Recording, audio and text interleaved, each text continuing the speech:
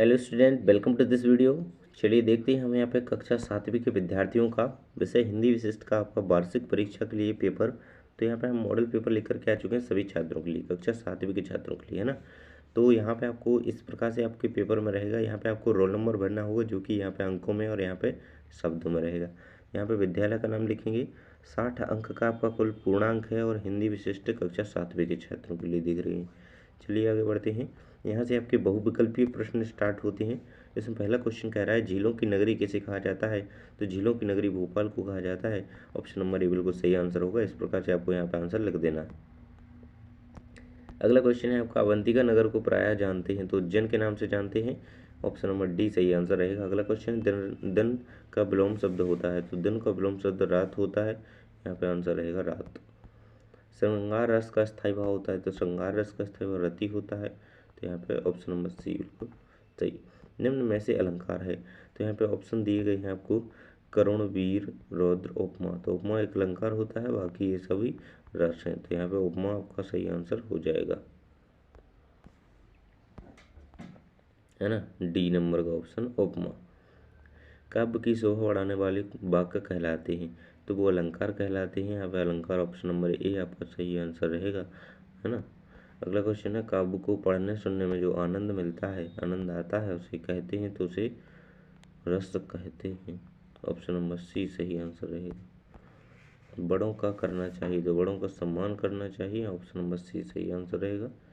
सूरज का समानार्थी शब्द है तो सूरज का समानार्थी दिनकर है। इन सभी में दिनकर इसका पर्यायवाची होता है तो समानार्थी ही माना जाएगा। सुख का विलोम होगा तो सुख का विलोम क्या होता है, दुख होता है। सुख का उल्टा क्या, दुख होता है। तो यहाँ पे दुख आपको आंसर लिख देना है। यहाँ से हमारी आगे के क्वेश्चन स्टार्ट होते हैं। क्वेश्चन नंबर 11 है आपका मेरी भावना कविता में कवि के अनुसार किसकी सेवा करनी चाहिए। तो मेरी भावना कविता में कवि के अनुसार गुणवान व्यक्तियों की सेवा करनी चाहिए। बिल्कुल आंसर है आपको यहाँ पर लिखा हुआ है। इसी प्रकार से आपको इसे याद कर। देखिए अगला क्वेश्चन नीचे देख लेते हैं। अपने जिले की नदी की विशेषताओं पर 3 वाक्य लिखिए। तो आपका जो भी जिला है उसकी उसमें नदी है कोई तो उसके बारे में आप लिख सकते हैं ना, नहीं तो आप कोई भी नदी के बारे में लिख सकते हैं। हमारी नदी को सूर्यपुत्री भी कहा जाता है ना। इस प्रकार से आप ये लिख सकते हैं उसके बारे में 3 कोई खास बातें। अगला क्वेश्चन है आपका बी उपसर्ग जोड़कर कोई 2 शब्द बनाइए। तो बी उपसर्ग कहाँ लगता है, तो उपसर्ग लगते हैं आगे की ओर। तो यहाँ पे 2 बी उपसर्ग जोड़ करके आपको 2 शब्द बनाए तो बी प्लस ज्ञान विज्ञान बन जाएगा, बी प्लस जय विजय। इस प्रकार से आप इन्हें बना देंगे। आगे देख लेते हैं मध्य प्रदेश की प्रसिद्ध बोलियाँ कौन कौन सी हैं। तो मध्य प्रदेश की जो बोलियाँ हैं प्रमुख, मध्य प्रदेश की बुंदेली, बघेली, छत्तीसगढ़ी, मालवी, निमाड़ी और भीली बोलियों के साथ ही कोरकू, गोंडी जैसी बोलियाँ बोली जाती हैं। तो इस प्रकार से आप इसका आंसर लिख देंगे। जीवन में आने वाली बाधाएं क्या देखकर वापस चली जाती हैं। तो इस प्रकार इसका आंसर रहेगा। यहाँ पे आंसर इसका दिया गया है। कबीरदास ने बुराई करने वालों के लिए क्या कहा है। तो कबीरदास ने बुराई करने वालों के लिए, निंदा करने वाले व्यक्तियों के लिए कबीर ने कहा है कि आंगन में कुटिया बनाकर पास ही रखना चाहिए, तब वह व्यक्ति बिना पानी और साबुत के हमारी स्वभाव को निर्मल बनाता है। इस प्रकार इसका आंसर दे देंगे।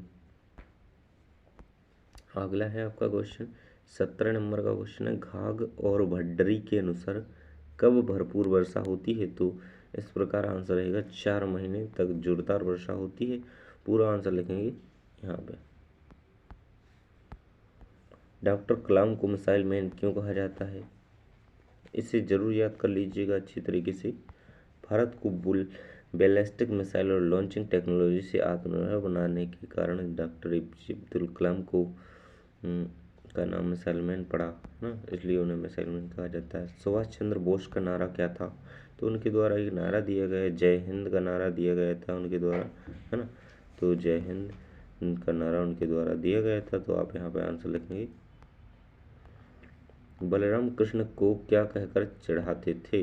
तो इस प्रकार का आंसर रहेगा मूल का खरीदा हुआ कहकर चढ़ाते थे। इस प्रकार से गोरा रंग के बारे में कि सांवला है, इस प्रकार से इसको आंसर लिख देंगे। अगला क्वेश्चन है आपका 21 से 24 तक के क्वेश्चन स्टार्ट होते हैं आपके, थोड़ी दीर्घ उत्तरीय प्रश्न हो जाते हैं।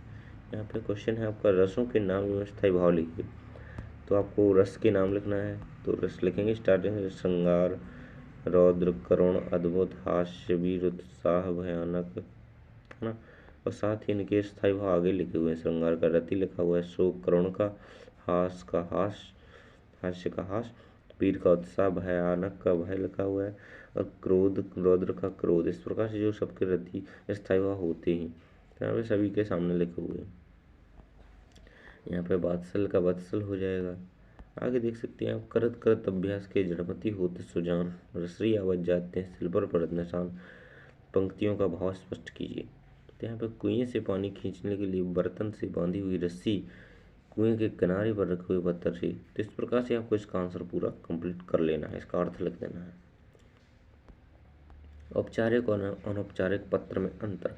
तो जो हम परिवार किसी भी अपनी जानकारी के लिए निजी जानकारी के बारे में लिखते हैं, है ना, तो इस प्रकार से आप उसे लिख देंगे। और एक होता है व्यवसायिक संचार के लिए आधिकारिक रूप से जिसे लिखते हैं, तो इस प्रकार आप इसे लिख देंगे। अवकाश हेतु आपको एक अपने विद्यालय के लिए, विद्यालय के प्रधान अध्यापक के लिए आवेदन पत्र लिखना है। तो यहाँ पे इस प्रकार से आप इसे लिख देंगे, है ना। ये पूरा आपका कंप्लीट रहेगा। तो यहाँ तक आपके सभी क्वेश्चन के आंसर कंप्लीट हो गए। थैंक्स फॉर वॉचिंग, मिलते हैं अगले वीडियो में।